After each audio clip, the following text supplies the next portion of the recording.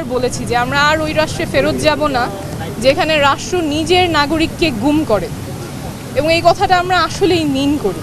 এটা আমরা national citizen party থেকে বলি, জোহান আছে, আমাদের যুগ্ম সদস্য সচিব হাসনাত আছে, আমাদের মুখ্য সমন্বয়ক কুলিয়াপা আছেন, আরও অনেকে আছে।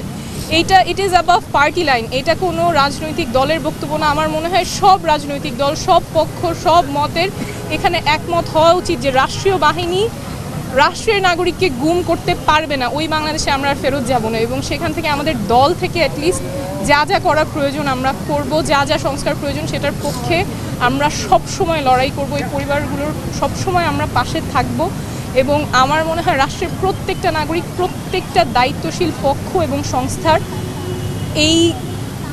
এটার বিচার এবং সুষ্ঠু তদন্ত এবং সুষ্ঠু বিচারের পক্ষে দাঁড়ানো উচিত যথাযথভাবে এবং দ্রুততম সময়ের মধ্যে। কারণ প্রত্যেকটা দিন যে ডিলে হচ্ছে, প্রত্যেকটা দিন এই মানুষগুলো অবর্ণনীয় কষ্টের মধ্যে দিয়ে যাচ্ছে।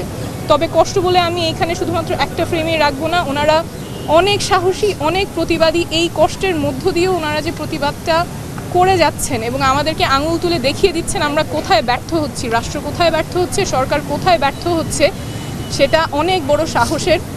এবং 5 আগস্টের পরেও আমরা দেখেছি যে গুমের সেলগুলো থেকে এভিডেন্স সরানোর আলামত নেওয়া হয়েছে, কিন্তু সেটা কেন হবে? অভ্যুত্থান পরবর্তী বাংলাদেশে যেখানে জনতার হাতে ক্ষমতা, তারপরে জনতার হাতে কেন ক্ষমতা থাকবে না এবং এভিডেন্স কেন সরানো হবে?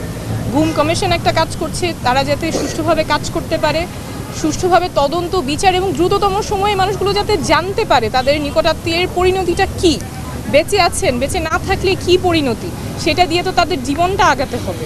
এইটুকু যাতে রাষ্ট্র তাদেরকে নিশ্চিত করে, এই দাবির সাথে আমরা সম্পূর্ণভাবে সংহতি জানাই এবং যেভাবে সম্ভব আমরা সবসময় পাশে থাকব।